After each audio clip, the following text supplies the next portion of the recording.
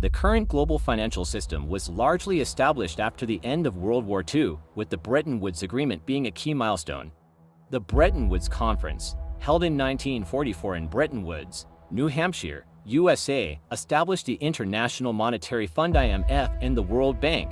The conference aimed to create a stable international monetary system after the chaos of the Great Depression and World War II. Under the Bretton Woods system, most currencies were pegged to the US dollar, which was in turn pegged to gold at a fixed exchange rate. This system provided stability and predictability for international trade and finance for several decades. However, the Bretton Woods system collapsed in the early 1970s due to various factors, including the growing US trade deficit, which led to concerns about the sustainability of the dollars pegged to gold. In 1971, US President Richard Nixon announced the suspension of the dollar's convertibility into gold, effectively ending the Bretton Woods system. Since then, the global financial system has evolved into a more complex arrangement of floating exchange rates, with central banks managing monetary policy independently. I have directed Secretary Connally to suspend temporarily the convertibility of the dollar into gold or other reserve assets, except in amounts and conditions determined to be in the interest of monetary stability and in the best interest of the United States. International financial institutions like the IMF still play a significant role in promoting financial stability and providing assistance to countries in times of crisis. Additionally, global financial markets have become increasingly interconnected, with advances in technology facilitating the flow of capital across borders. So now, is this system responding well in emerging border economies? As is the case with the economies of African countries?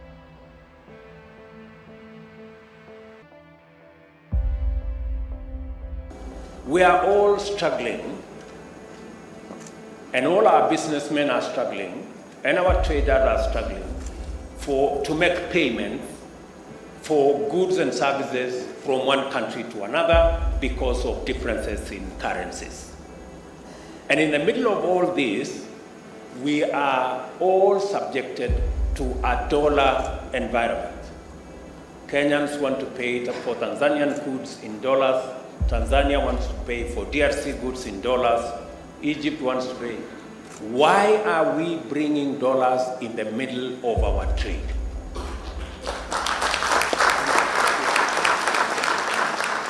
This is the question we should be asking ourselves. The global financial system, with its intricate web of interconnections and complexities, is a dynamic entity that exerts a profound influence on frontier and emerging economies worldwide. Within this vast ecosystem, the performance of economies, particularly in Africa, is subject to a myriad of factors, ranging from economic policies and governance structures to external shocks and prevailing global economic conditions. Participation in the global financial system offers a tantalizing mix of promise and peril for many African nations. On one hand, integration into global financial markets opens doors to a world of opportunities. Access to capital, technology, and expertise becomes within reach, laying the groundwork for economic development and growth. Foreign investment flows and international trade dynamics inject vitality into these economies, fostering diversification and resilience in the face of economic headwinds. Moreover, the embrace of international financial institutions such as the International Monetary Fund (IMF) and the World Bank heralds a lifeline of financing and technical assistance, empowering nations to embark on ambitious development projects aimed at addressing pressing socio-economic challenges. Yet, amidst the allure of prosperity lies a landscape fraught with risks and challenges. Frontier and emerging economies, including those in Africa, stand at the mercy of external shocks that reverberate through global financial markets. Fluctuations in commodity prices, volatile currency markets, and the aftershocks of global financial crises cast a long shadow of uncertainty over their economic stability, testing the resilience of financial systems to their limits. Compounding these vulnerabilities are systemic issues such as burgeoning debt burdens, institutional frailties, and regulatory shortcomings, which threaten to undermine the very foundations of financial stability. Moreover, debates surrounding the fairness and inclusivity of the global financial system have come to the fore, echoing through international forums and policy debates. Concerns about widening income inequality, persistent financial exclusion, and the unequal impact of global financial regulations on developing countries underscore the urgent need for reform as the world grapples with the fallout from the 2008 financial crisis and confronts the challenges of an increasingly interconnected global economy. The imperative to foster a more equitable and inclusive financial architecture has never been more pressing. And they have built a mechanism where all our traders can trade in the local currency, and we leave it to the Africa Exim Bank to settle all the payments in local currency. We do not have to look for dollars, our businessmen. In this ever-evolving landscape, the fate of frontier and emerging economies hangs in the balance, poised between the promise of prosperity and the specter of instability.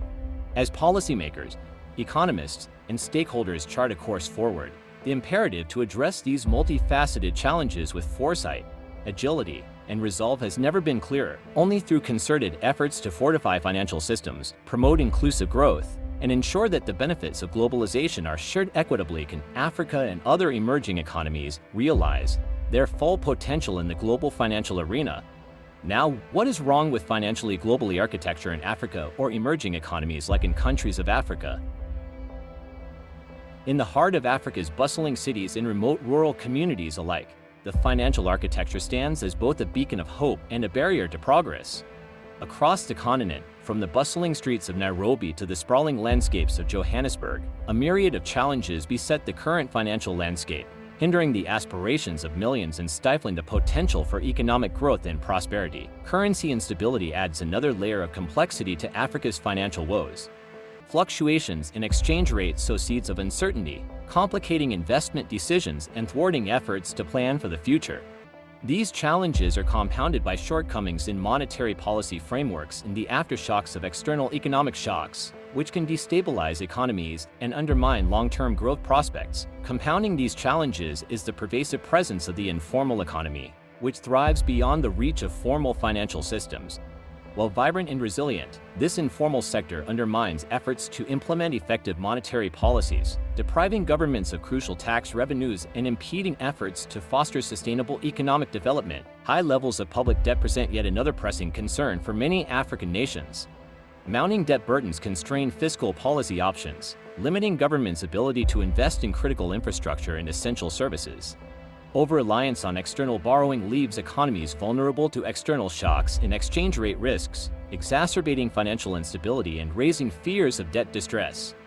Now, what is the proposal for the monetary instability that comes from the current system that is not favorable and efficient for the African economy? We have no problem with the US dollar, but we want currency neutral trade. We want to diversify currency. For example, for us in Africa, we are working with the Afri-Exim Bank to have a pan-African payment and settlement system where trade in Africa will be in local currency, but the settlement can be done at a higher level by a centralized system. So, Afri-Exim is providing a facility because we lose about $5 billion every year in Africa just in exchange rates, between this currency and this currency and the dollar, this currency and the other one. So we are saying we want trade, we want commerce, we want transactions to be currency neutral. For us, we want to trade in our local currencies. And in fact, amidst the swirling currents of monetary instability that buffet the African continent, leaders have turned their gaze towards bold and innovative solutions to navigate the choppy waters of the global financial system. Faced with this system, African governments are championing a visionary proposal, currency-neutral trading. At its core, this proposal represents a radical departure from the status quo, envisioning a new monetary architecture that places Africa firmly at the helm of its own destiny. Under this paradigm-shifting framework, trade transactions would be denominated in local currencies, with each African nation rallying behind a unified central bank. This central bank would serve as the custodian of a single African currency, ushering in a new era of economic empowerment and self-determination for the continent. The rationale behind this audacious proposal is clear. By liberating trade from the shackles of foreign exchange volatility and external dependencies, African nations seek to carve out a more resilient and sustainable path towards economic prosperity. No longer beholden to the whims of global currency markets, African economies would be empowered to chart their own course, free from the constraints imposed by external actors. Crucially, the adoption of a single African currency would not only bolster intercontinental trade but also enhance Africa's bargaining power on the global stage. Armed with a unified currency, African leaders believe they would be better positioned to negotiate on equal terms with international financial institutions such as the IMF and the World Bank, challenging the asymmetries of power that have long plagued the continent's economic relations. Yet, while the vision of currency-neutral trading holds undeniable appeal, the path towards its realization is fraught with challenges. The logistics of harmonizing disparate monetary policies, navigating political sensitivities, and securing buy-in from all African nations loom large on the horizon. Moreover, questions abound regarding the feasibility of implementing such a sweeping reform in the face of entrenched interests and geopolitical complexities. Trade, ladies and gentlemen, cannot take place without efficient and a unified payment system. Although there has been introduction of several regional payment infrastructure in the continent, we lack a single system that seamlessly facilitates trade among all our nations, eliminating the obstacles posed by varying currencies.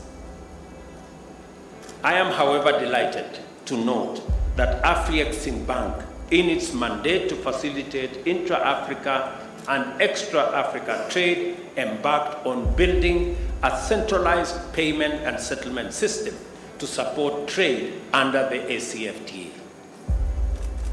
It is called the Pan-African Payments and Settlement System. Banks and payment providers can plug directly to it to enable secure and instant payment in local currency.